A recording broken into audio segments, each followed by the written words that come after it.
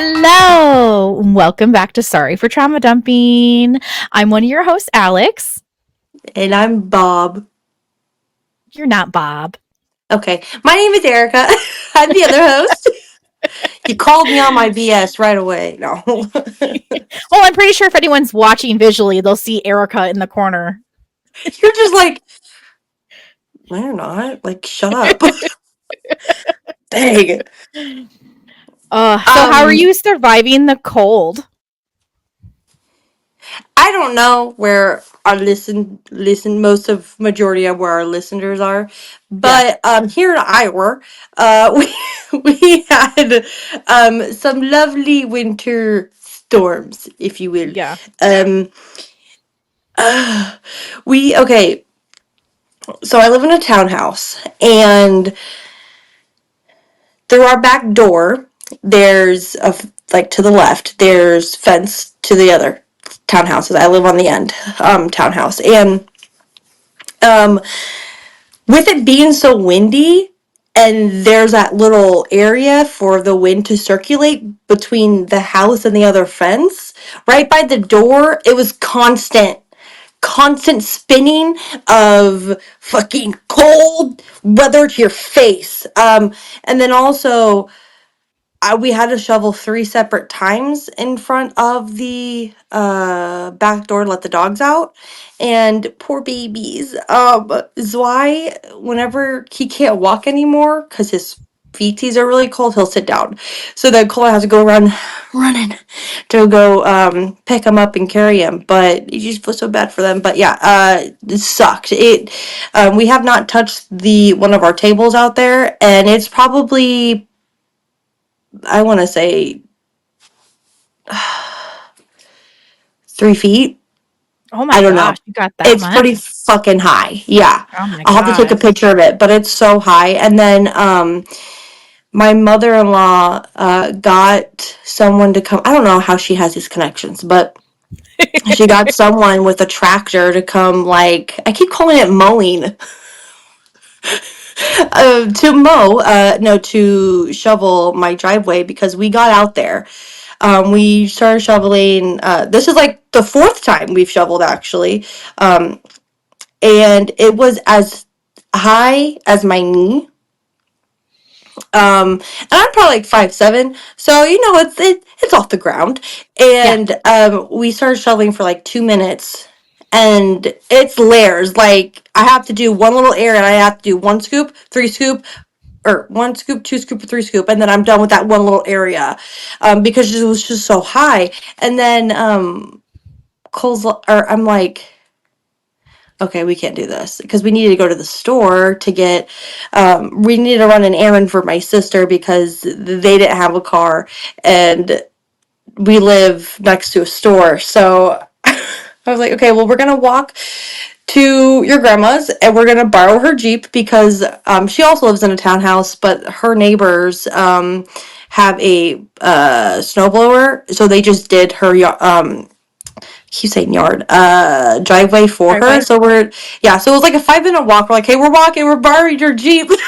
And then we ran errands and then got back to my sister. But yeah, it's not fun. And Yeah, it's no. definitely not like time to go out sledding either. I mean, this is perfect snow for sledding, but it's just so cold and windy that you don't even want to spend any time out there. I think it was supposed to be like negative Like 19 37. today.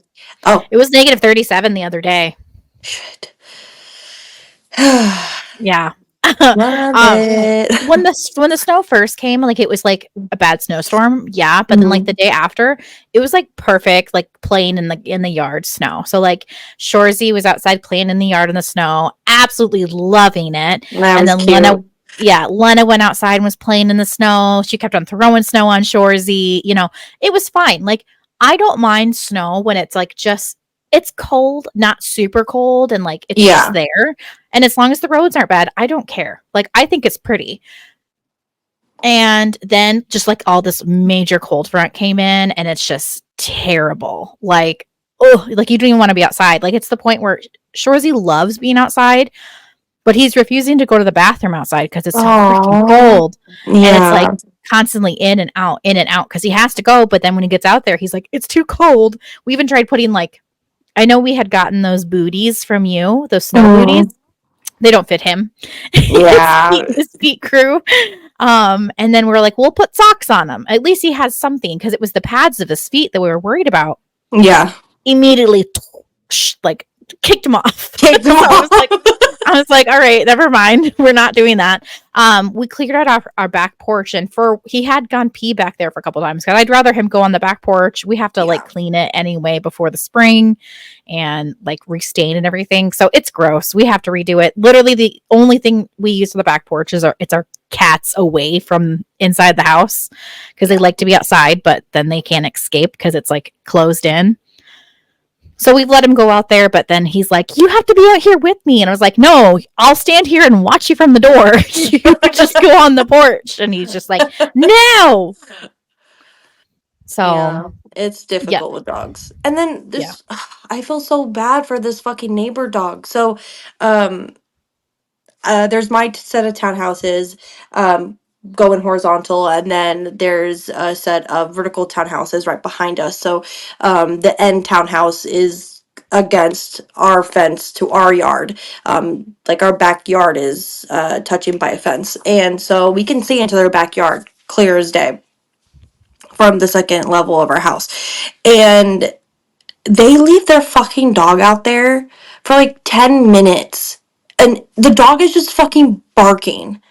And then it's kind of annoying because our dog barks too, but I'm not mainly annoyed that our dog barks. It's just more annoyed that they leave him out there for 10 fucking plus minutes while he's still barking. Like, he'll do his stuff within 30 seconds. And then he just fucking sits there and barks. And I'm like, dude, get your fucking dog.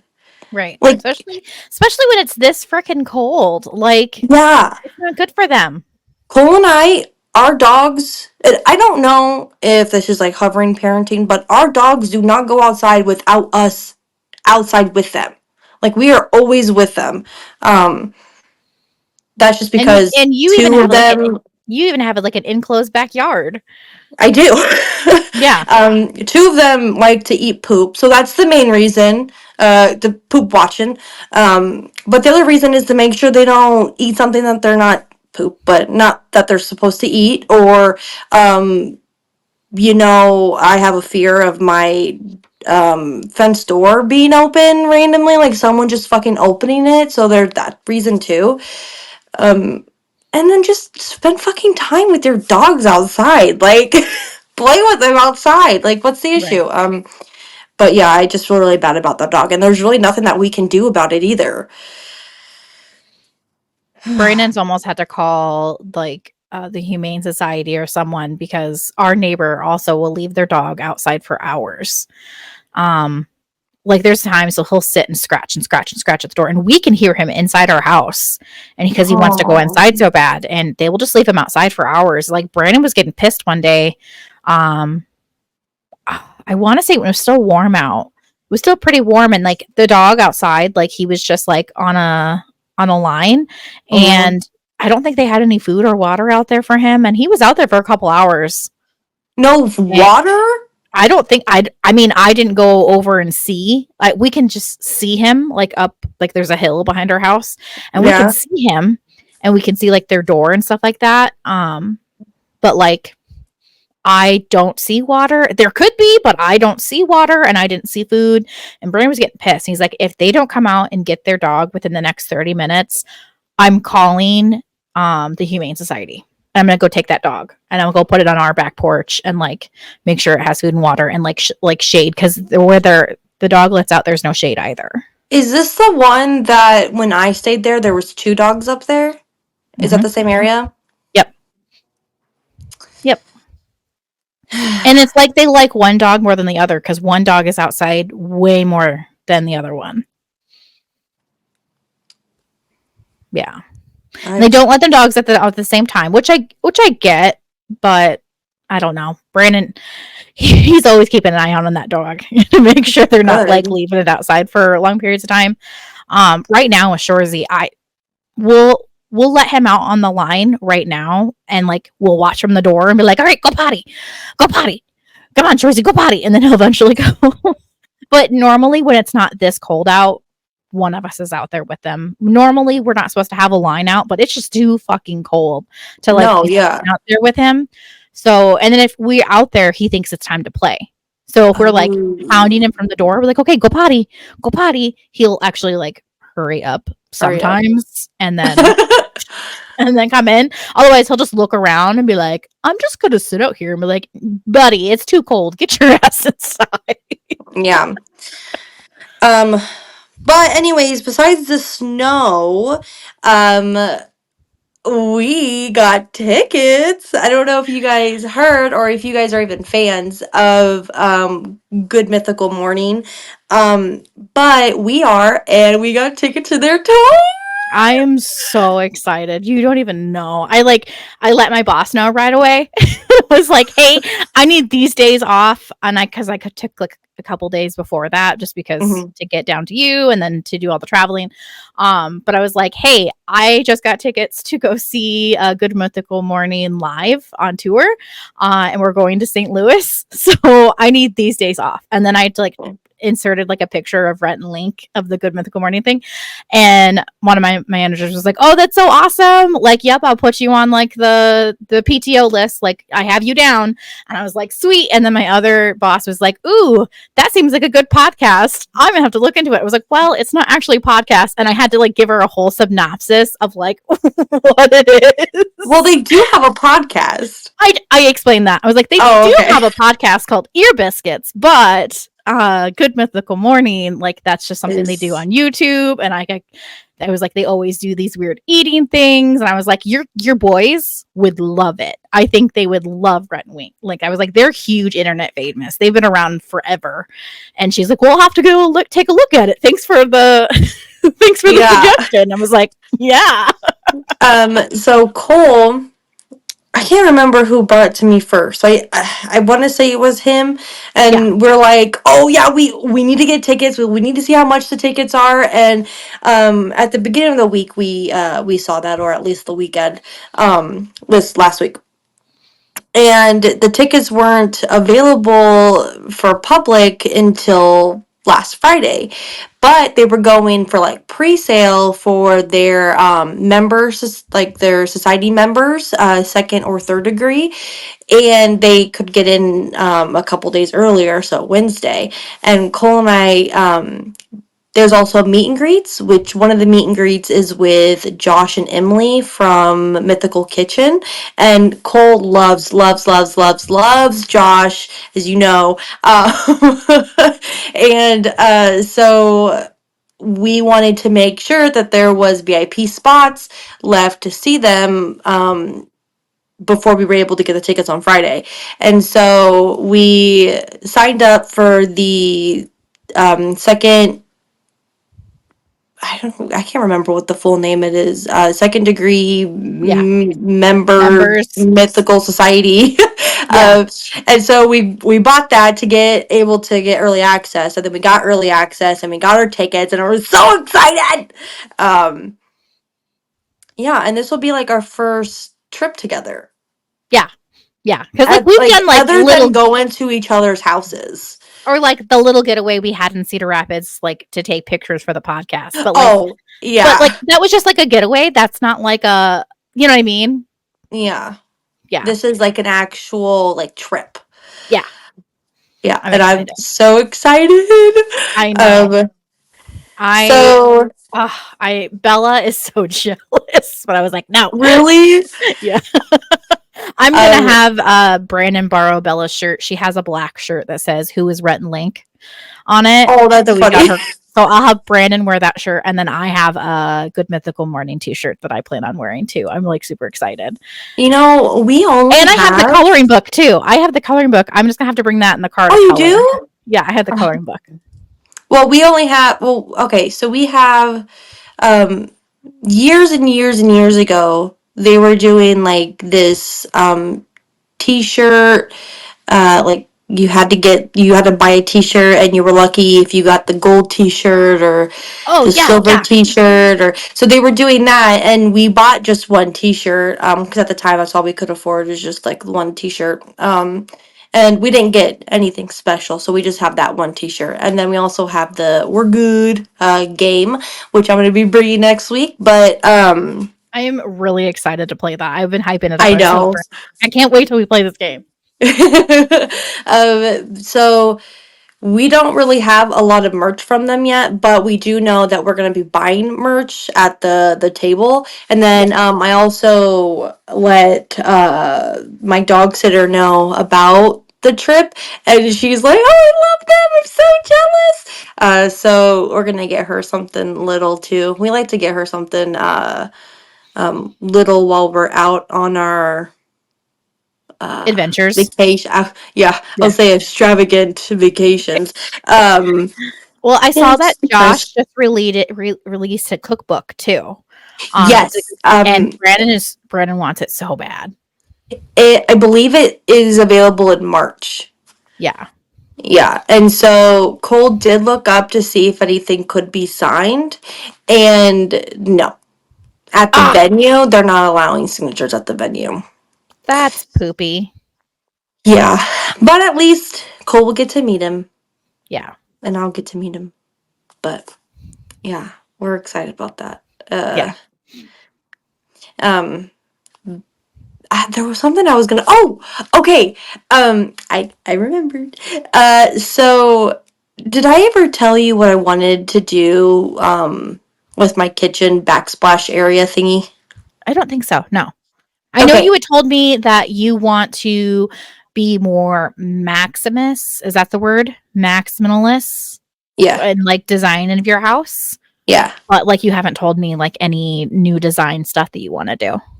Okay, so I saw a TikTok of this person, I don't remember her name, but this person who bought a ink stamp and dipped it in paint and pressed it against her wall and have like a cheap what's it called? Wallpaper look to it, or you could do whatever design you want. And Yeah. I thought it would be cool if I buy a pizza ink stamp and things that like or a burger one, or it says like fries or like that type of stuff, and do it in all different colors. And Cole's like, we should spread out the word fuck in there too. And I go, okay, Oh perfect. my god, yes. So either we spelled the word out fuck, or we find it ink And fuck just put randomly fuck stamp. in it. Oh my god, Yeah. yes. I would Um just love to see someone like who hasn't been in your house or like after the fact who doesn't know that and be like, "Excuse me, what? Did I just read fuck?" yes you did. If you Yes, did. yes. Or Yep, like yep. one day if you end up having to like sell your house and someone comes in and you're like, "What?" By the time we're gonna sell our house, there's gonna be more questions than is that fuck? um, but while we were at the craft store, I came across the stamp area and I saw honeycombs. And Are you what going to do else that to your has bathroom too? honeycombs? Your I did bathroom? already. I took the honeycombs and I dipped it in black paint, and I did it in black paint, and then cleaned it, and I dipped it in the yellow paint, and I put it like right next to the black paint. So I don't know, 3D effect. I don't know what I was thinking. I Yeah. was kind of just doing it. There was no rhyme or reason. I got home, got the paint, and I started doing it. I'll have to show you a picture, but I just did it around the mirror. I didn't do anywhere else. Well, that those three walls around the mirror. Yeah. But yeah, you'll have to let me know what you think of it, but I'll show you. I think that'll look really cute. Yeah. I'm so excited Um to see like all the Maximus things you're doing to your house. Like I am so for it. Like I know like this isn't our forever home. Like I want to get out of this home as soon as possible, so I don't want to do any work to it unless like the necessary stuff to it. mhm. But no, like I have a full plan on what I want to do for my forever home, and that in itself, like the bee bathroom just sounds amazing. I'm so in love with it. There was a lot more bee items at the store, but I'm like, no. I'm on a budget. I gotta stick with my budget. Um, so I bought that at a One Piece flag, but There you go. I love it. I went there to get some more stuff for your kids for Christmas because we're gonna be doing our Christmas this weekend. Um, but no, didn't find anything for them. But I found a Found stuff for stamp yourself. and a One Piece flag for myself. No, I love it. That's awesome. Well, what did you do over the weekend? Nothing. Nothing Oh, whatsoever. I read and I hung out with my husband. Since we're just like bunkered down here, I was like, there's nothing really to do anyway. I don't like leaving my house. And if I don't have, like, when it's cold out, I'm like, no, I'm just going to stay inside. So, yeah, we're just chilling at home. I've just been reading, making are you sure the laundry's done. are you reading the book in your book group, or are you reading the book that I'm you had to stop? the book I had to stop. I'm still reading Okay. Zodiac Academy. So, I made a pretty big dent into it. I'm nearly done with it, so I can start the 7th book here soon. So that's like my goal. Like I need to get through it. What does nearly done mean? Because like nearly done means like maybe 10 more pages. So I Um like it. So I divide it more in like fourths. So like I'm about 3/4 way done. okay. So I'm not like it's gonna take me like another day or two, especially since I not have as much devoted time to it. My kids actually have a 2 hour delay tomorrow morning. Oh. So as long as they still have that 2 hour delay, I can wake up in the morning and read my book before I can take them. Um, and then I can come back and work, and then I can read again tomorrow night so I can get more done. But other than that, I'm a nerd. I just want to sit and read. I guess I did a lot of research for today's podcast. Actually, I like was actually having really fun with it. And I've actually after going through and finding all the research and stuff for the Disney trauma, because that's what this episode is going to be about, is the trauma in Disney movies. I think we should do another episode here in a couple weeks on non-Disney movies that have the trauma. All Because then I right. was coming up with like a whole list of like other movies. I was like, that's not a Disney movie, and that movie is traumatic as fuck. So, so, That's funny. so, I just hope that you like have watched all these. Like, do you consider yourself a really big Disney fan? I am a huge Disney fan. I don't think there's a Disney movie that I have not seen unless it's like brand new and I can't watch it yet. But I have watched almost every Disney movie they have. So, here's my thing. I'm a Disney fan, yes. But like the Black Cauldron, the Sword and the Stone, Fantasia, I've never seen those. Really? Yeah, so I guess that not like old Disney, but like Okay. I do like Disney. Okay. That makes sense. I guess I would consider myself a Disney adult. And I know people always like look down. They're like, "Oh, millennials and they're like being Disney adults." People got to hate on people just because they like stuff, which really bugs me. But I love Disney. I understand that they're problematic, but at the same time, I have like such nostalgia as a child, like growing up and watching these movies and then now sharing these experiences like with my children. I've gone to Disney World twice in my life, which I know there's people out there who have never been to Disney World, and like I understand, like I literally it was because of other people I was able to go to Disney. If I Me was just too. working up, if it wasn't for my own income, I would never No, be me able to either. go. It was because of other people like helping and like paying for other things, so we were able to go to Disney. Um, and I love it. My kids enjoyed it so much. I mean, Disney, like I've only been to Disney World. I have a goal. I really want to go to Disneyland sometime. Um, just because it's that's Walt Disney. Like Walt Disney was there. He never did like he designed Disney World, but he never stepped foot in Disney World because it was not completed when he died. Oh, I never looked at it like that. Yeah, so I want to go to Disneyland so bad. Like if we do another Disney trip, I'm going to plan it to go to Disneyland. We are making a plan for a trip to go there. We're also gonna go to the Mario World or Super Mario World or In the Mushroom World. inside of Universal Studios. Somewhere. Yeah, Yeah. it's inside of Universal Okay. Studios. I We do want to wanna go there there. too.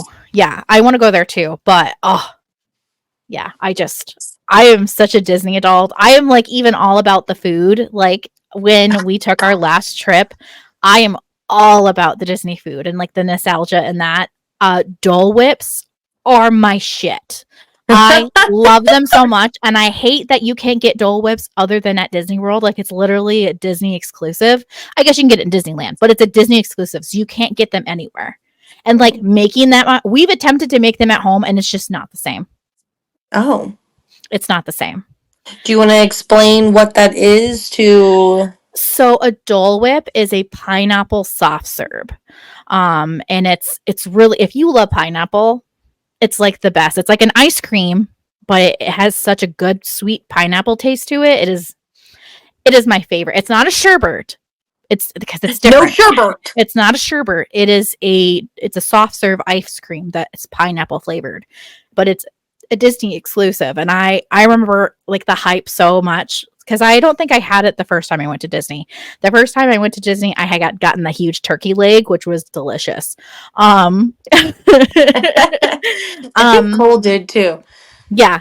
And then we got like the Disney, the Mickey Mouse premium bars too. I'm an ice cream person. I love ice cream, especially when it's super hot out.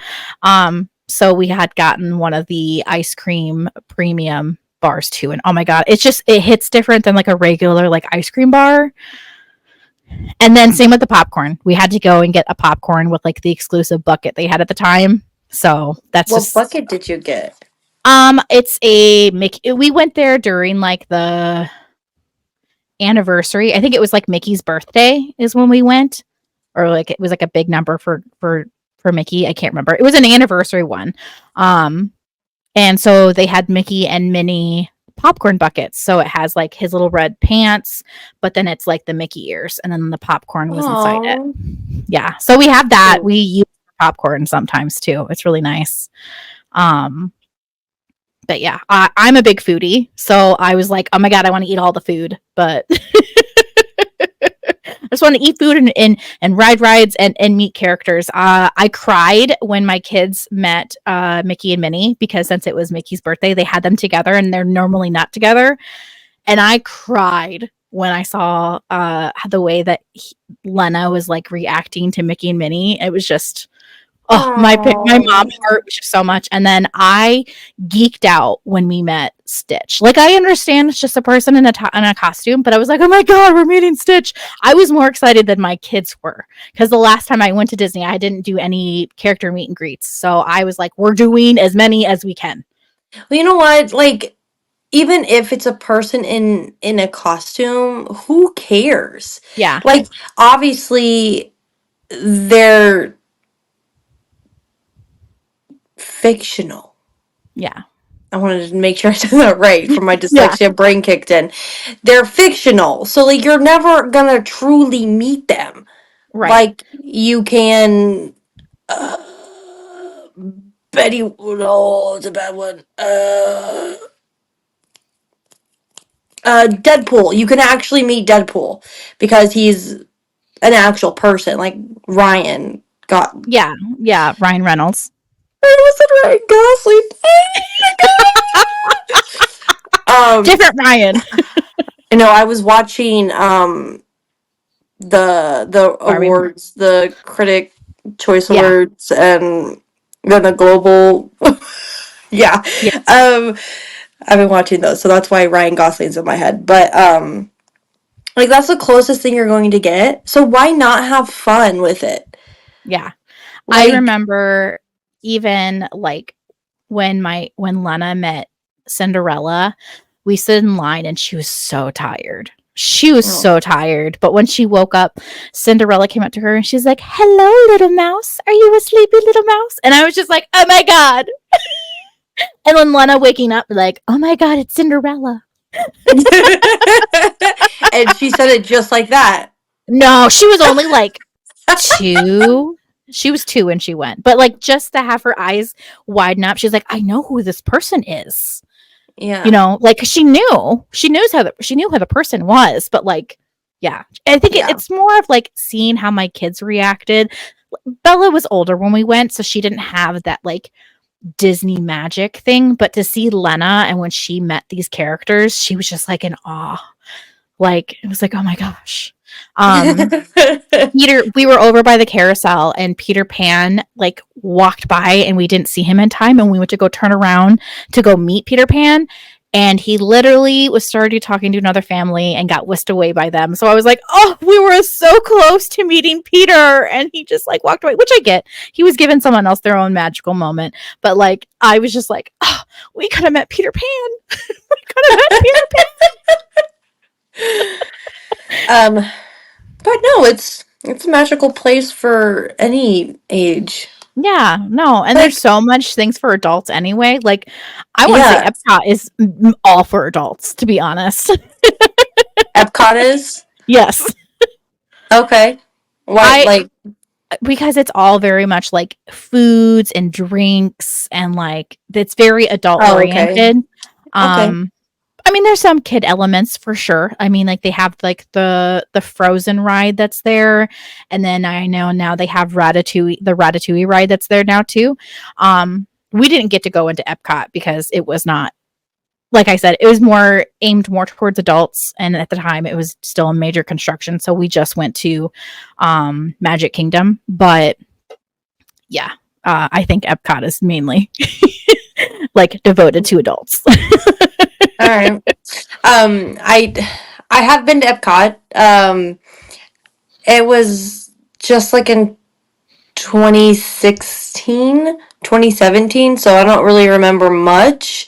It's hard for me to keep the parks separate because I've only been Mm-hmm. like twice. If I would have gone more, I'd be like, oh yeah, that's at this park. Oh wait, no, you can't do that because that's at this park. Like I'd know that more. But since I only went twice, I just Well, I was I also don't. obsessed with like doing major research. Like as soon as I Oh, found out we were actually going, I I started following Tim Tracker, which is like a huge like he does all the theme parks and stuff in Florida. His family, I just like fell in love with him and like his whole thing. Like he would take you on tours of like all the different hotels and he would show you all the restaurants and like different Disney exclusive. And I literally felt like you asked me about Disney, like I don't even live there, but I can probably tell you which ways to get places. I can tell you which foods to go to, which ones are good vegan places to go to, because I did extensive research for over a year before I went to Disney World. I'm not a research lady. Oh, that's my job. I gotta research.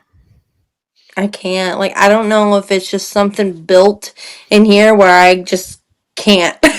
Yeah. I don't Are you know. kind of just like, I'm gonna go on a whim kind of thing, or is like, oh, we'll plan to go, but like I'll just like figure it out when I get there. When I get there. You just figure it out when you get there. See, Yeah. I'm even like when anytime I go places, I at least have to know roughly like the general layout. So I hate the feeling of being lost. So if I go somewhere new, I like to do as much research as possible. So I'm like, okay, so if I go this way, I know I can get to here.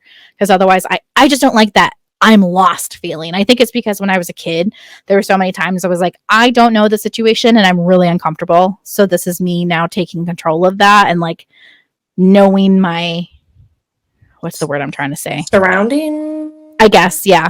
I think it's more of like a safety thing for me in my head that was like, I know where to go, so if I need to get out of here at a whim, I know where I'm going. I you can contest to this, but like when plans are met, my Halloween party or birthday party, those things I can plan out because it's like easy, it's right there, I'm used to it. But trips are also to go back there, and if they don't go a certain way, then I freak out. As you can contest that, and so with like local stuff like that, I'm fine with planning things out ahead of time, but it's the travel and the trips that I cannot. I'm just Yeah. like, you can't. I don't know. I don't know. I just can't. But Alrighty. Yeah, let's get into this episode. Because we actually have quite a few movies I wanted to talk about. Because there's a lot of trauma in Disney movies. Okay. So the first one that I did on this list, Hunchback of Notre Dame. I know me. I loved this movie as a kid. It was probably one that I watched quite frequently. Esmeralda was my girl. I dressed up as her for Halloween. I loved that movie. So what are your thoughts about Hunchback of Notre Dame? Like in the trauma in it and like things like that. Yeah, sure. I could definitely give you some detailed depiction of it. However, I have not seen it. You haven't seen Hunchback of Notre Dame? So that's what I have not seen, and you start with that one. No. That was just like the first one that came on the list because I was like, yeah, that one's hella traumatic. Like, do you No, want me but, to give like- you spoilers? Because it's literally what I was going to talk about, like the trauma stuff in it. Don't even worry about spoilers because at this point it's on me. Because it's been out for years. So I know there's like I know that evil guy is bad. Frollo. Yes. And that I don't know. I want to say pedophile. But I don't think I'm thinking that right. He's not a pedophile. Okay. So main things with trauma in it that I'm going to get to it. So Frollo was like the head of the church in it. And he had some really corrupt ideas. He was very racist. He did not like they use the word gypsy, but gypsy is problematic. Is it Rowan? Rumney. Rumney. I knew it was an R word. I'm learning. Yeah. Nope. It took me a long time to know that because I didn't realize Rumney. Okay. Yeah. I think I'm pronouncing it right, but yeah, instead of saying, oh, the gypsies, you're supposed to be Rumney people. People. It's like their fucking culture. Racist. Yeah. Okay. But in reality, he does not like Rumney people. He tries to get them out of Paris, France. I think they're in France. Oh, I feel like it gives that type of vibe, but again, I can't remember where Notre Dame is. I want to say. Oh shit, you're right. Yeah, because it's a legit place. Yeah, it is. Okay. But in the beginning of the movie, Quasimodo is a baby, and because they're trying to do extinctions of these people, they do not want them there. Frollo, they find people like trying to like get through, and Frollo like tells his guards or whatever to like kill them or get rid of them. So his father is killed and his mom tries to escape with Quasimodo and is like running through the streets, and she gets to the church and she's banging on the door like sanctuary, trying to get into this church so she can be safe. Yeah. And Frollo ends up killing her on the church steps and didn't realize that she had a baby. She thought she had like stolen goods because in his eyes all Rumney people were thieves. He ended up killing Quasimodo's mom on the church steps, and he picks up Quasimodo and realizes he's a deformed child, and then attempts to throw him in a well to drown him. Mind you, he's an infant, and this is a Disney movie. And the head of the church, or the person who's in charge of the church, comes out and like tries to tell him like, don't do this, it's a bad idea. And he convinces him to leave him in the church tower and to watch over him, because since Frollo killed his mother, he's like, this is your responsibility. Like, you need to do God's will and take care of this child and treat him as your own. Fast forward, we find out that Quasimodo is truly deformed. He has a hunchback. His face is really messed up, but Frollo does not want him going into the public. He is to stay in the bell tower. He's not supposed to be seen by anyone. But but Quasimodo like yearns to be out in public. He wants to be with the people. He's tired of being alone, and he only knows anything he can see from up above. And anyway, he ends up getting out of the tower one day during the celebration of the Fool's Parade, and the theme was like scary fool mask or whatever. He ends up winning because they don't realize he's not wearing a mask. He's truly deformed. And long story short, the crowd ends up, after celebrating him, realizing that it's not a mask, they end up tying him down and throwing rotten fruit at him. And Frollo watches it all and just lets it happen. What the And that's a fucking Disney movie, dude? Yeah, that was literally one of the darkest Disney movies they have. But Esmeralda is the person who comes to save Quasimodo. Mm-hmm. And he falls in love with Esmeralda, and the whole story like travels on from there. But that is like literally one of the most, like, the whole beginning of the movie is like super traumatizing. Because it's just like he went through like his parents were killed, and that's another thing that Frollo convinces Quasi that his parents abandoned him because he was ugly and deformed. And he even like, there's even a whole song where Frollo is singing to him saying, "You are deformed and you are ugly." Okay, I'm never watching that movie now. I still think you should definitely watch it. Like it is a really good movie. The beginning is really dark, but it teaches you like to really look at people from the inside, and like I already do that. I know, it's still just a very, very good movie. I like I said, it is one of my favorite Disney movies. The music in it is amazing. It also covers a lot of religious trauma in there, and okay. If one other person says, like, not you, and not Brandon, not Bella, and not Lena, if one other person tells me that I should watch it, I will. But until then, I'm not watching that movie. And people in the comments, tell her to watch Hunchback of Notre Dame. Isn't there a second one too? Yeah, but that was like straight to DVD or straight to VHS, and that was not dramatic enough. No, that one wasn't very good. Oh my god. Okay. The second one I have is Snow White and the Seven Dwarfs. That film's racist.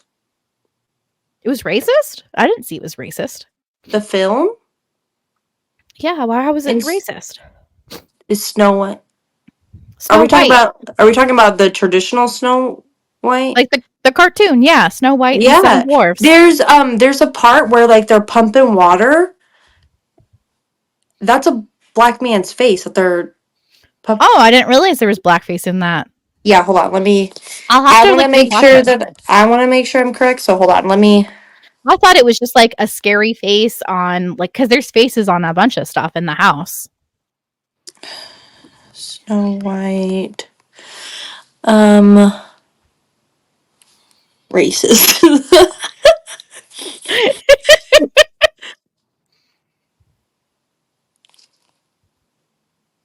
Oh, there we go. Not the live action Snow White. Come on. Well, while you do your research, I'll go through and see what the internet says is traumatic, and I agree with this. So in the OG story, Snow White's mother dies and her father remarries, but then her father dies after he remarries, leaving her orphaned, and now she's stuck with her stepmother, and plays the evil stepmother role.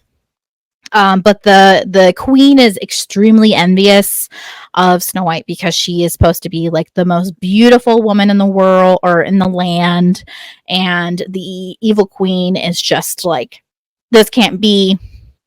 She like forces her to be a maid and try to make her be disgusting, but then the magic mirror she has still convinces, like, no, like Snow White is still like the most beautiful lady in the land. So then the evil queen hires a huntsman to attempt to kill her. and carve out her heart and bring it back to the queen. And luckily, the huntsman has a change of heart. And he's like, I can't do it. And he convinces her to run away. And mind you, she's only supposed to be like 14.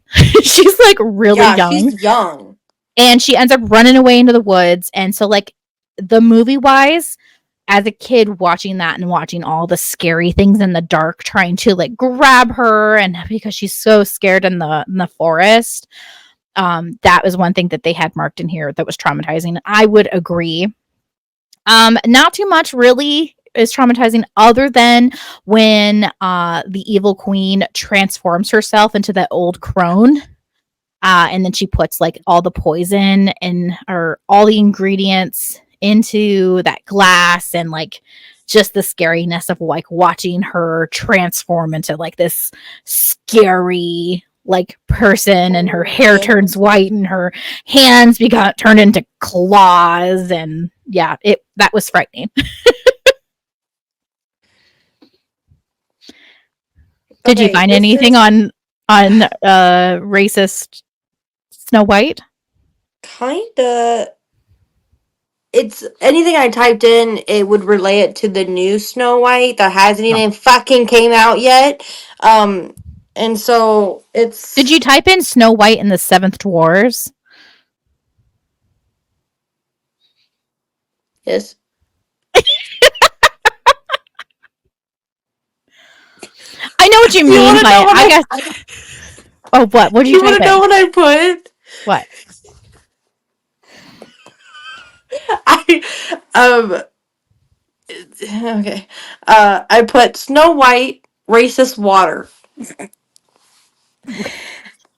because the thing I'm talking about is like the water pump. Yeah, I saw that. Yeah. See, I guess I didn't see it that way, but it very much well could be. I guess we'll just have to do more research to see if it really is blackface. I know everything from that point in time is supposed to take like way before that was a thing. So, but we can do more research on it to see if that's a thing. Okay. Okay, so the next movie I have is Pinocchio. Have you seen Pinocchio? The OG Pinocchio? You haven't seen Pinocchio? I thought you watched this movie. Okay.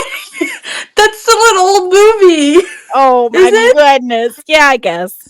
Yeah, it came out in it came out in 1940. So yes, it is an old movie. Okay, so I'll just kind of break down what I added here as long as what it said online. I'll put all of the places where I found all my information in the links below. So if anyone wants to do further research. So number one, Pinocchio is kidnapped by Stromboli, and Stromboli forces him to become a puppet and like sing songs and make money for him, but he's pretty much like a slave. No pay, nothing. He gets locked in a birdcage. Luckily, he's able to escape, but then he gets kidnapped a second time, and he gets taken to Pleasure Island. That is where all the bad boys go, where they smoke and they drink and they gamble, and But by doing that, eventually all of the bad boys gets transformed into donkeys. And the person that Pinocchio ends up hanging out with, his name is Lampwick. He starts to turn into a donkey in front of Pinocchio, and it scares the living shit out of him because all of a sudden, like, his like ears form, and then he gets a snout, and then eventually, like, he can't talk. His hands turn into hooves, and it's terrifying. Pinocchio slowly starts to change, but he doesn't fully change. He grows a tail and he gets the ears, but I don't think he gets anything more than that because he stopped drinking and smoking. He was like, oh my god, I'm so scared, and he ended up running away. But then all the boys, they get turned into the donkeys, and they get shipped out for labor places.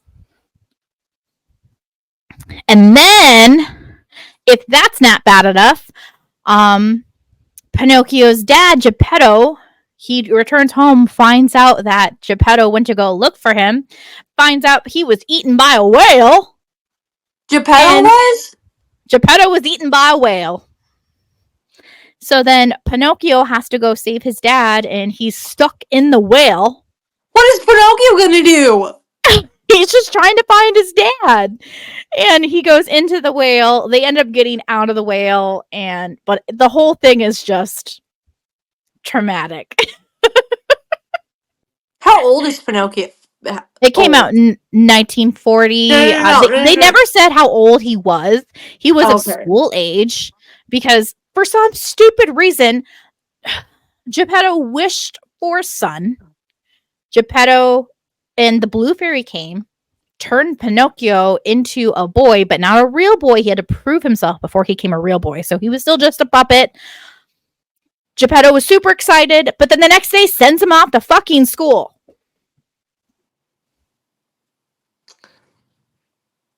Well, schools were probably safer back then. Well, I don't know where he was going. He gives him an apple and a book, and he sends him to school. Doesn't give him any directions, just sends him to school. And then in the process, a fox and a cat persuade him not to go to school and send him to Stromboli, where he gets kidnapped the first time. Well, this wouldn't fucking happen if you didn't send your kid to school. A newly born kid. You're right. Like, what? Yes. Okay. So the next one, I'm pretty sure you've seen. If you haven't seen this, I don't know what the fuck's wrong with you. Okay, I'm gonna straight face it. Okay. Toy Story 3. Have you seen that one? I need to know. You can't straight face me on this one. Have you seen Toy Story 3? Okay, so I love Toy Story. But I also love Shrek. And with Shrek, the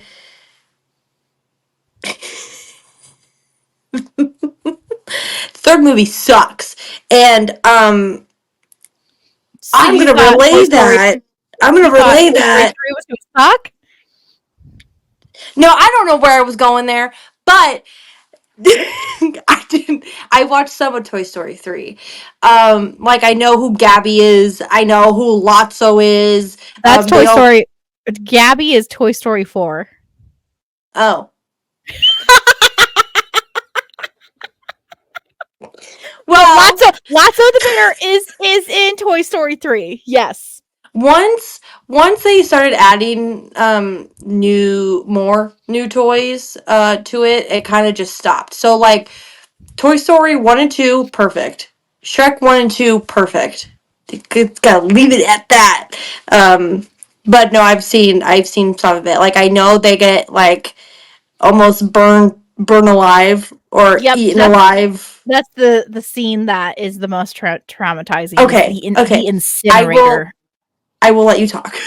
Okay, so obviously there's probably other traumatizing scenes in Toy Story 3, but the most traumatizing is the incinerator scene where Woody and Buzz and all of them end up getting thrown into a landfill and are slowly like falling to their doom into this fire pit. And there's literally like they're giving up all hope. And you just see like they're accepting death at this point. Like there's nothing, like they're gonna die. Like there's nothing that was gonna stop them.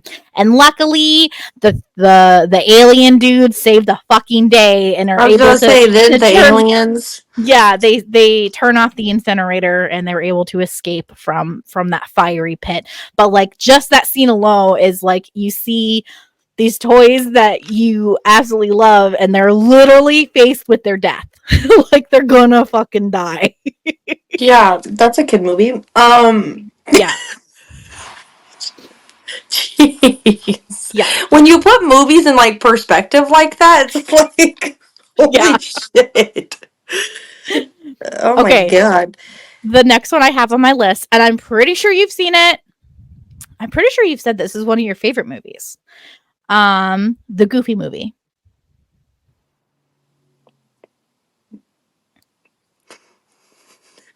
Is this your favorite or not? I can't remember. I swear you told me you liked the Goofy movie.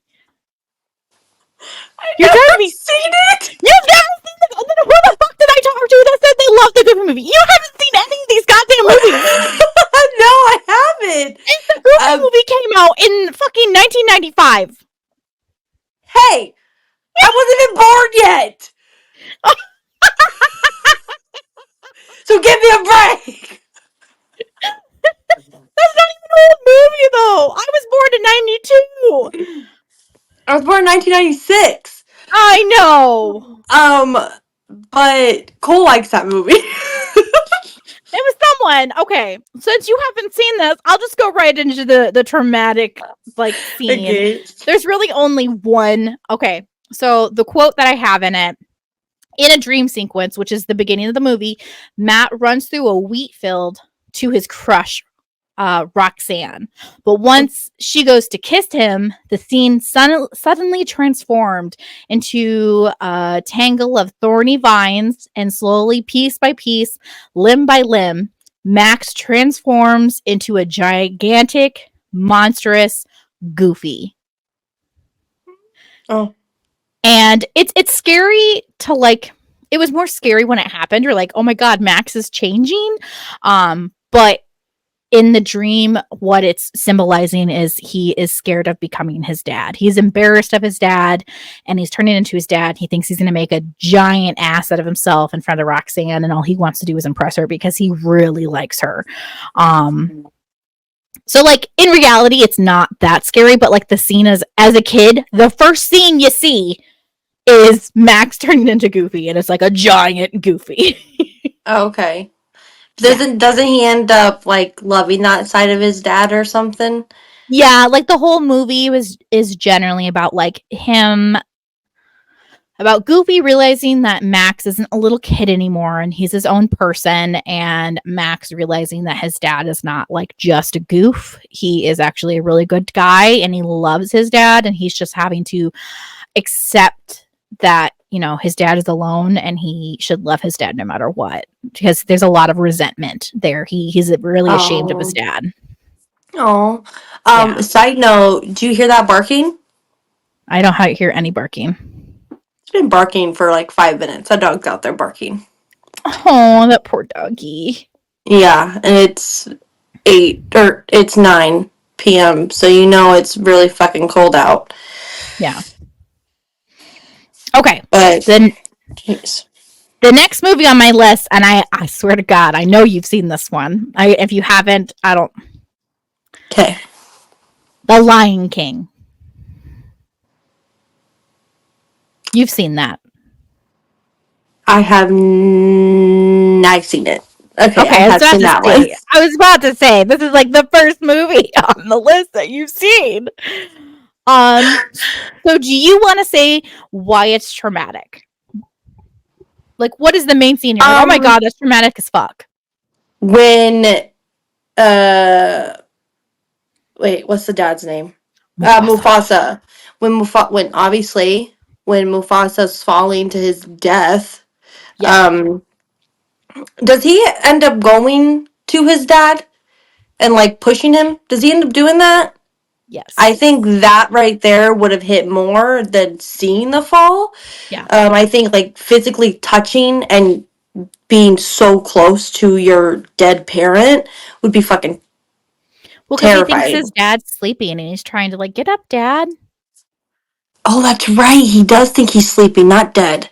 Yeah, and then Scar comes over to tell him that he's died because he's yelling for help and no one is coming, and the first person that comes is Scar, and then Scar's like, you killed him. And in reality, it was fucking Scar that fucking killed him and knocked him into the fucking, what were they called? Wildebeest? Oh, I was thinking about the little trench area that he knocked him down to. Yep. It says,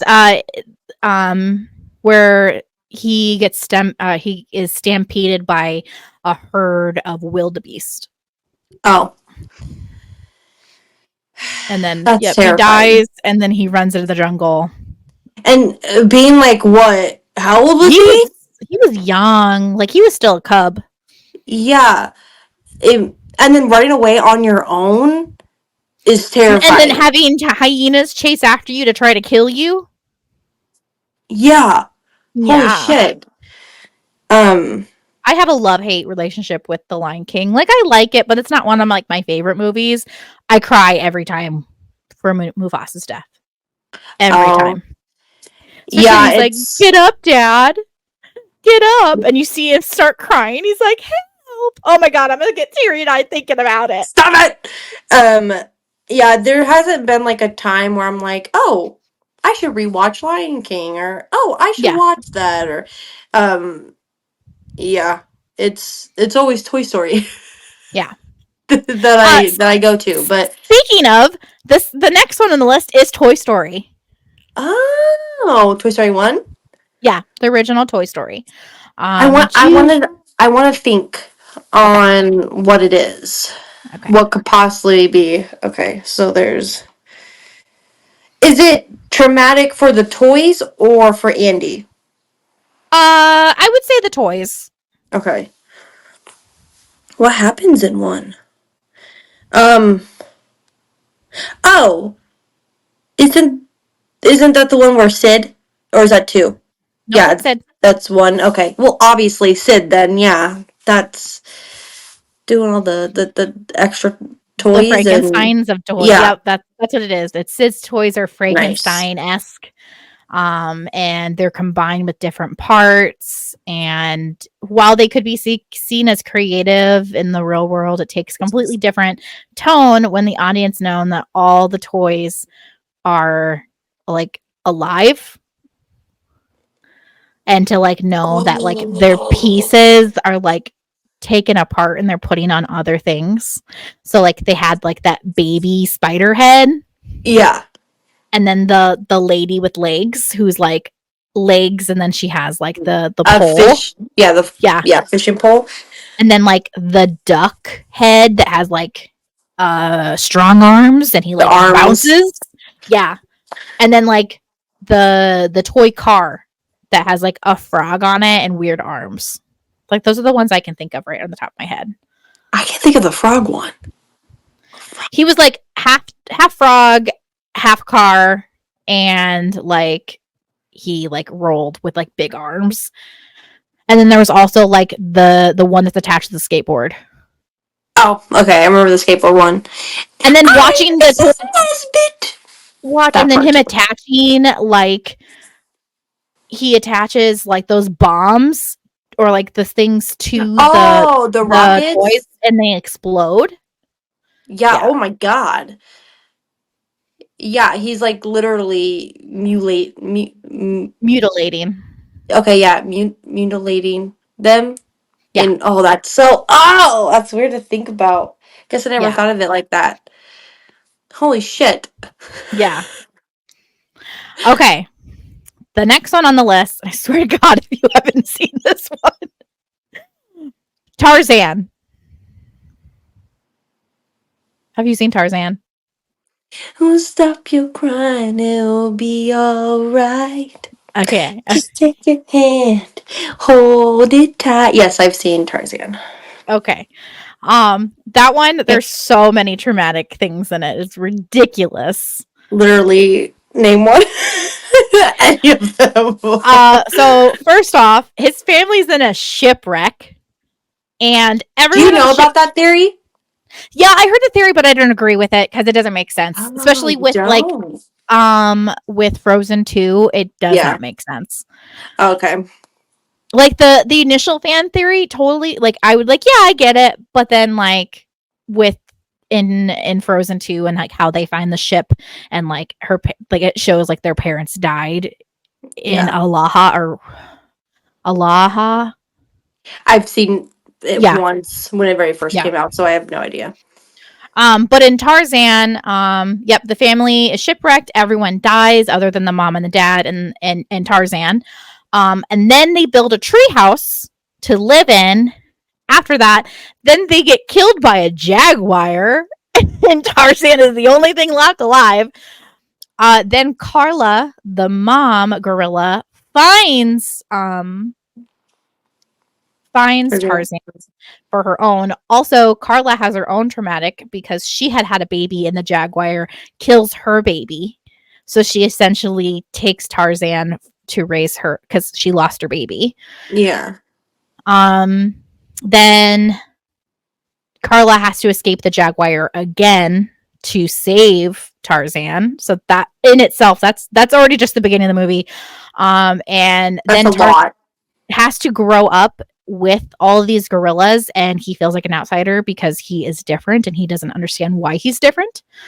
He just wants to be like everyone else. So he has to grow up like finding different ways to have it work for him because he's not like a gorilla. Then he finally meets people and is blown away, but no one wants him talking to these people because they think the humans are dangerous, which, spoiler alert, they are. They are. And Clayton is like in charge of everything, and they try to steal all the gorillas. And so then he has to like save to get his family back. And the most traumatizing thing this website said is Clayton's death. And have you ever paid attention to Clayton's death? No. Okay.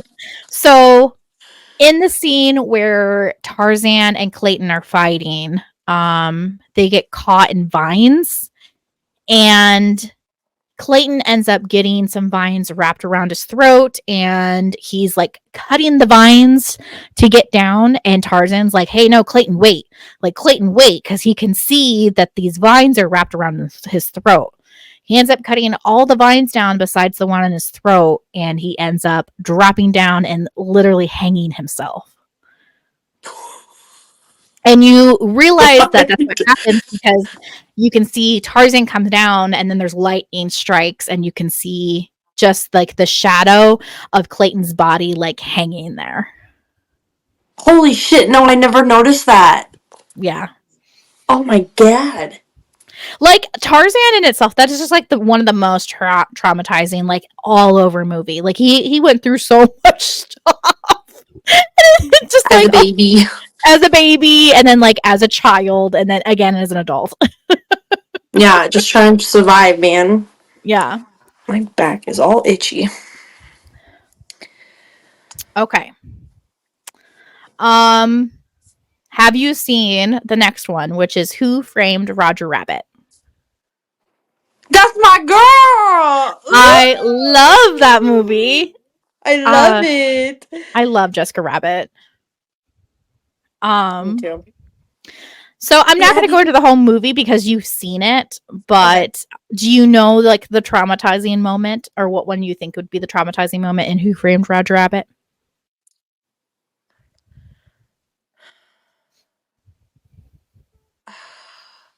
I want to say, is it with one of the barrels? The dip. Yeah. Yeah. Okay. I just it where she's tied, where Jessica Rabbit's tied? Well, the initial first thing is that shoe. When I gotta look at his name. Judge Doom finds the cartoon, and it's like a shoe, and he's showing what the dip can do, and he drops the shoe in the acid, and it like literally like screaming for help as it's like dissolving in the dip. Holy, yeah. And then the other part of it is when Judge Doom dies, and when he gets rolled over by the what is it called? The car. No, he doesn't get rolled over by a cart. It's a steamroller. He gets rolled over by the steamroller, and he gets flattened, and his eyes bulge out, and like it's that in itself was scary. Yeah, just to witness it. Yeah, just to witness it, like yeah, just to see him like get rolled over by a steamroller, and like his eyes all budge out because he doesn't look like a cartoon character, and you find out that he is like the evil guy in it, and he was a cartoon character all along. He wasn't a human. Yeah. Because I don't know if if anyone else has seen it, but it's like a mix between cartoon and actual reality. Yeah. Yeah. I love it. Okay. Next one is Bambi. Have you seen Bambi? You haven't seen Bambi? Oh my No, why would I god. want to watch a movie where mom dies? Okay, well yeah, that is the And I know traumatizing about part. it before I watch it. With Lion King, I Yeah. didn't know Mufasa died, but now Bambi, mom dies, and I don't want to watch it. Yep, where and then he is like left and he has to go live with his dad and he gets raised by his dad and then like later the forest catches on fire because of man. Oh yeah, And it's always man. yeah, no, but that's what it is. Like they hear the gunshots and it's they refer to it as man. Run away because of the man.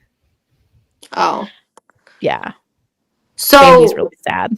oh I yeah, can't even like the music in it is really good. Like I find the music in it comforting, especially like the rain song. Like drip, drip, drip, little raindrops falling. Da, da, da, da. Anyway, I really like that. I love sure. the music. But the movie itself is sad. I don't think I've watched it more more than like maybe 3 times. Um Lena is like slowly like watching all the movies on Disney Plus. And the other Oh, day I convinced her to watch Bambi. She fell asleep and I didn't realize. And she's like, "Yeah, I fell asleep in the movie." I was like, "Oh, did you get to the part where Bambi's mom dies?" And she didn't get to that part. And she's like, "Bambi's mom dies?" why would you say that? That's the first thing you say to her. I didn't know how far she got into it. And then the next day she watched it all the way. And she's like, "Yeah, mommy, now I watched it. And I watched how his mom died. And then he had to go live with his scary dad." Side note. So my notification bar just came up, and the only thing that was on it was Thundum Chug. What's that? I have no idea, Oh, but it that's was funny. weird. Okay. Thumber Chub. Next one, I just thought it was the funny. the Go on. Fox and the Hound. You haven't seen the Fox and the Hound? No, okay, you guys. I do love Disney, just not these like Older movies? older movies. No, I've never seen Fox and the Hound. Okay. Well, the synopsis is Todd is a fox and Copper is Okay. a hound dog. And they meet when they're little and they become really great friends. And like they don't care that one is a hound dog and one is a fox. But it turns out when they're older, Copper is being trained to hunt foxes for his master. Oh. And it ends into a huge thing. Copper was like abandoned when he was little, and this lady finds Copper and takes care of him and like raises or finds Todd. Sorry, finds the fox and raises the fox, and that's how Copper and Todd become friends when they're babies. And then when Todd becomes bigger, it becomes like a whole thing where she ends up abandoning Todd in the middle of the woods because she's like, "I can't keep you at home anymore. Like, this is just too much." And literally Oh. abandons him in the woods. And like the scene is like she leaves him and she's driving in the car, and Todd is just like watching the car drive away. Why is his mom's leaving him? That's so sad. It is so sad. And then later, uh one of the dogs, because Copper has an older brother that's an older dog. The dog. One of the dogs gets hit by a train. And then Copper ends up hunting Todd later when they're older. They have a massive fight, and there is a scary bear that comes and attacks both of them, and they have to literally fight for them their lives. And Copper protects Todd, Oh. and like they save each other, just knowing that they're never going to see each other again. That's fucking sad. It's so sad. Maybe that's why I haven't seen it, because it's a sad fucking movie. Yeah.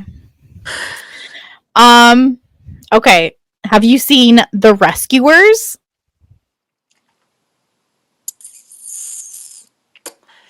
Do you know what DVD we have? And that I have not seen it yet? You haven't seen The Rescuers yet? Cole likes that movie. It's his DVD. We have it.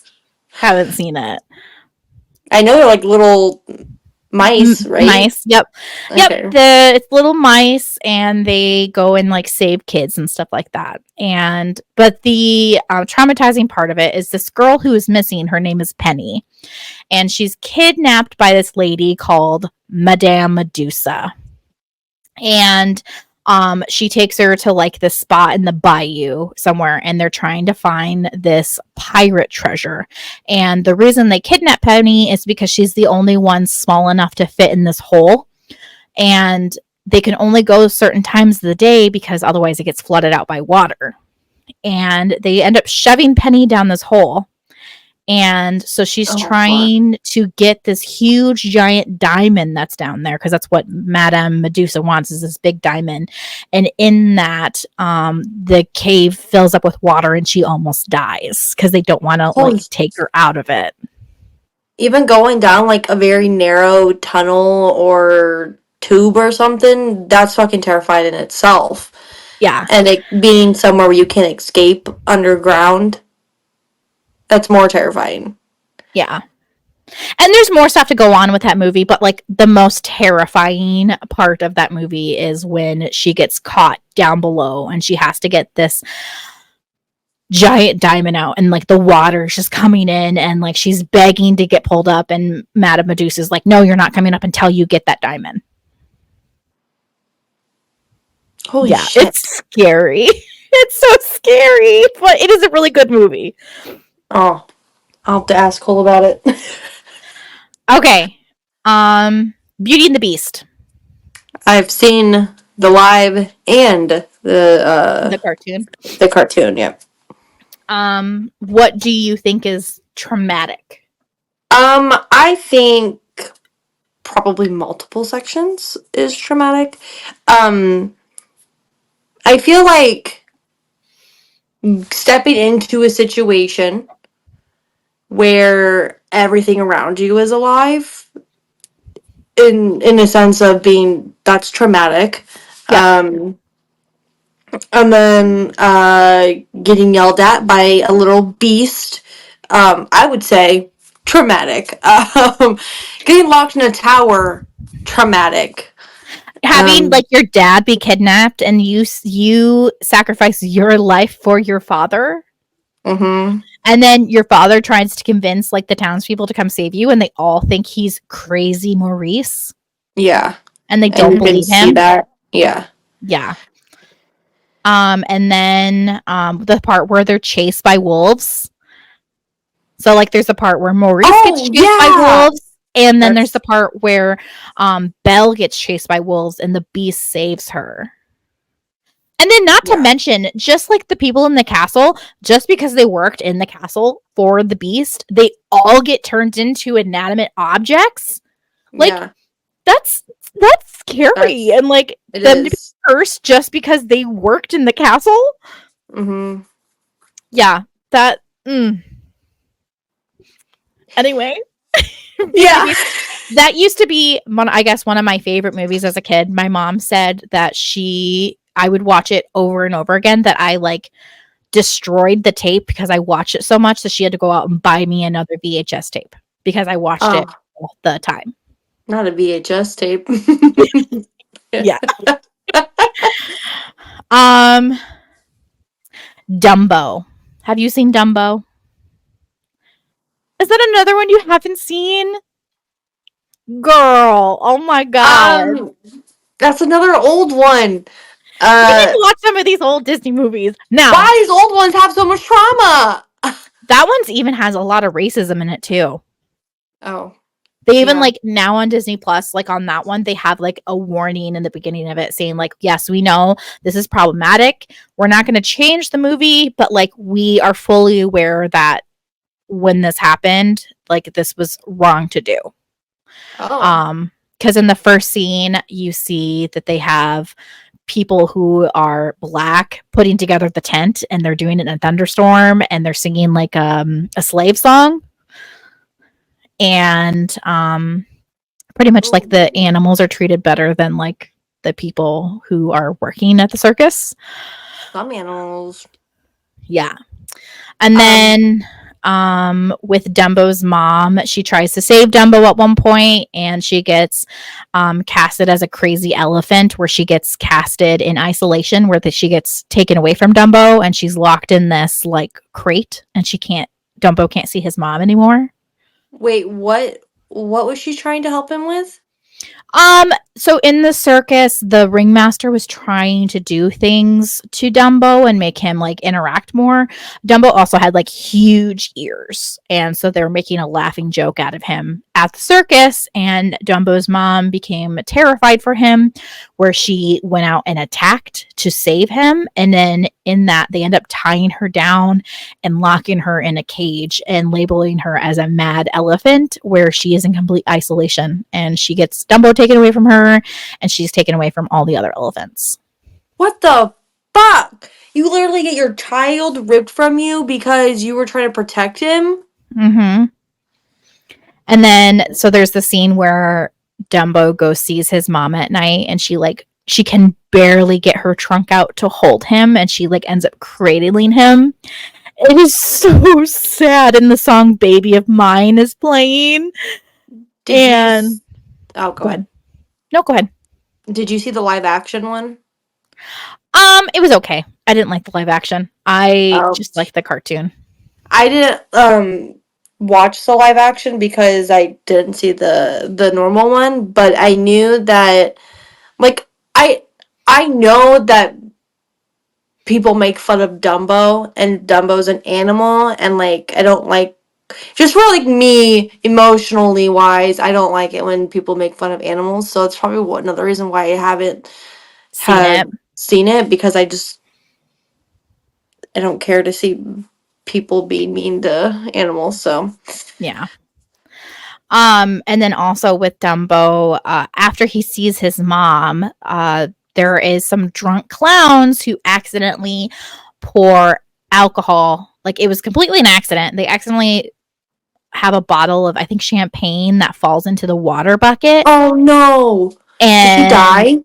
No, Dumbo ends up drinking it and getting drunk, and he hallucinates all these, and there's like a whole number of like is that where it goes into that colorful yeah area? So Dumbo gets drunks, and it launches into the famous pink elephant hallucination sequence, and it lasts for 5 minutes, but it feels like an eternity. And like, for as even a kid, a child, yeah, it's a lot. And then, but the way that it's traumatic is they have these crows, and they are supposed to signify, and their characteristic is supposed to be like black people, or like black men. And one of the crows' name is Jim Crow.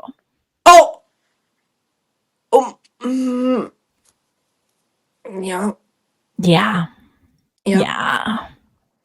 It's bad. It's racist. That's that. Yeah. I still, hold on. Let me count how many of these I have. 1, 2. Oh shit. I still have quite a few. But we might have to like do a part 2, because I have so many of these. So I did Dumbo. I still have 1, 2, 3, 4, 5, 6, 7, 8, 9, 10, 11, 12. Jeez. 13 more. 14 more. Yeah, I'd say we'd have to do another part. Okay, so let me. No, but I like this. This is fun. I know. I do like this too. We'll definitely have to do a part 2 of this, and then we'll have to do the non-Disney movies as well. Yeah, I think we should do princesses too. The other ones do have princesses. Oh, okay. They're just like how I got them off the website. I wasn't really going in any particular order. I just was like, Okay. yeah. So I'll do this last one that I have real quick, and then because it actually Okay. cuts off, so it's actually a really great ending point. Okay. I'm pretty sure you've seen this one. This one is Finding Nemo. Oh, yeah. Yes, sir. I've seen that one. Yes, sir. So, can you think of some traumatizing moments in Finding Nemo? Think of like the first scene. What happens in like the first scene? The mom dies. The mom The gets bear, eaten. yeah, by the barracuda, and like all the eggs get eaten by the barracuda besides Nemo. Yeah. Um, so definitely traumatic for what's his fucking name? Oh, Merlin. Merlin. Yes, so Merlin. definitely, yeah.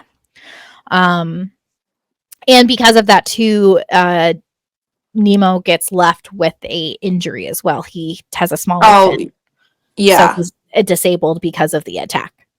Yeah. Um, which turns into Merlin being like a super overprotective dad who doesn't want to send Nemo to school. But you know what? I wouldn't want to send my kid to school either. So Obviously, there's problems with sending kids to school. Look what happened to Pinocchio. He got kidnapped yeah, twice. what the fuck? Just keep your kids home, dude. Okay, and then the other part of that is his dad becomes super protective, and in that he ends up going to out to the reef, out where he's not supposed to leave, out into the open, and to touch the butt, and ends up getting kidnapped by the orthodontist or dentist. I don't remember exactly what he is. I think he's just a dentist.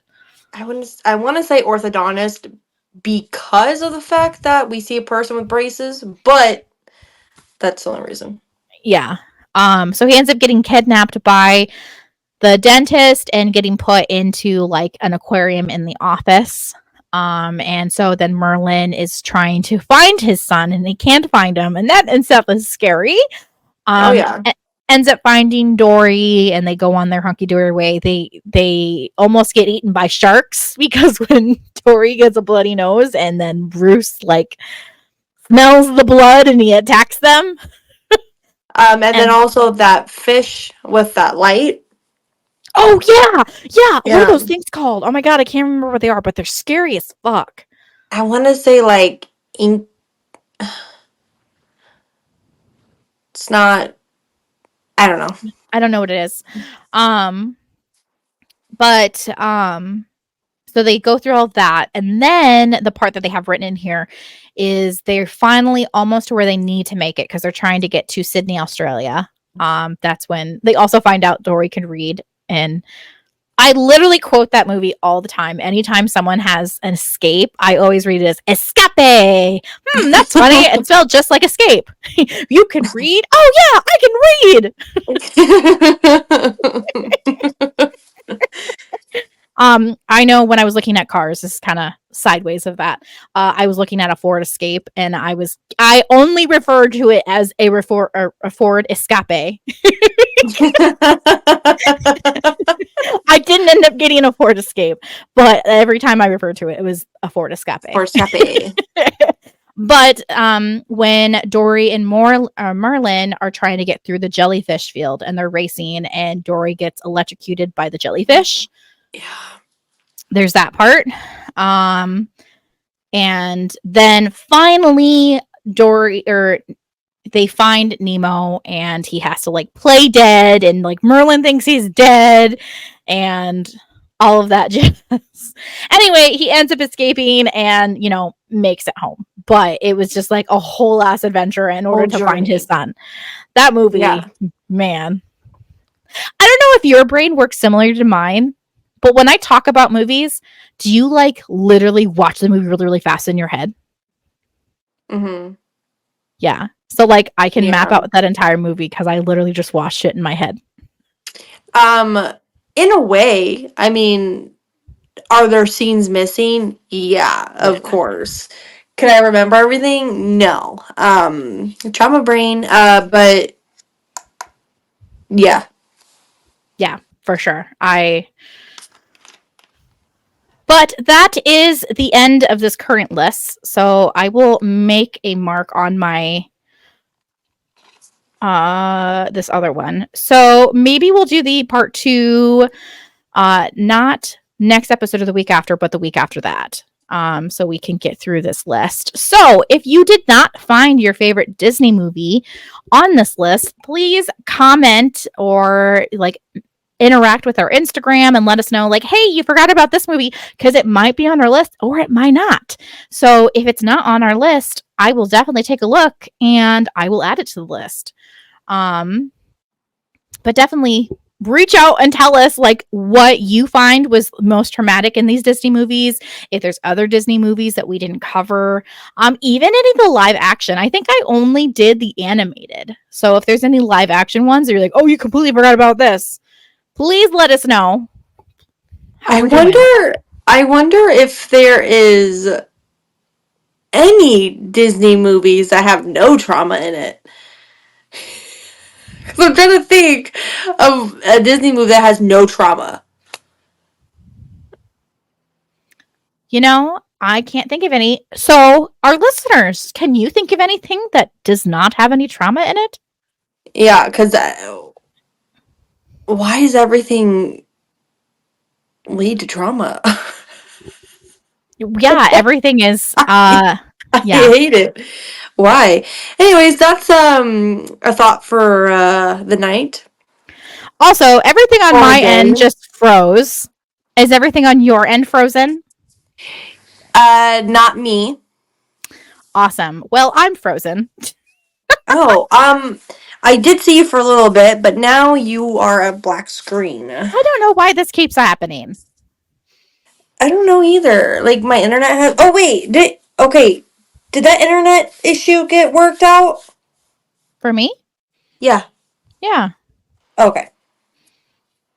So I don't know So, why it's doing that. I don't know. But we will cut this here. I'm sorry for the technical difficulties. So this episode's going to end like the last one. It did. Yeah. I'm so sorry. But again, please send us an email. Tell us your trauma. Tell us some more Disney movies that we might not have talked about. You know, communicate with us. You can send us an email at sorryfortraumadumpingpodcast@gmail.com. You won't forget it. Wait, hold on, I did that wrong. It's so long, you won't forget it. Just like I did. And remember to follow us on all of the things. We have TikTok, we have Instagram. Obviously, you can listen to this on Spotify or YouTube. Please leave some comments, give us some feedback, like this, subscribe, share this with your friends, all the things. We love to have some support. So, but that will be the end of this episode. And yeah, I hope you have a fantastic week and we'll see you next time. Okay, bye.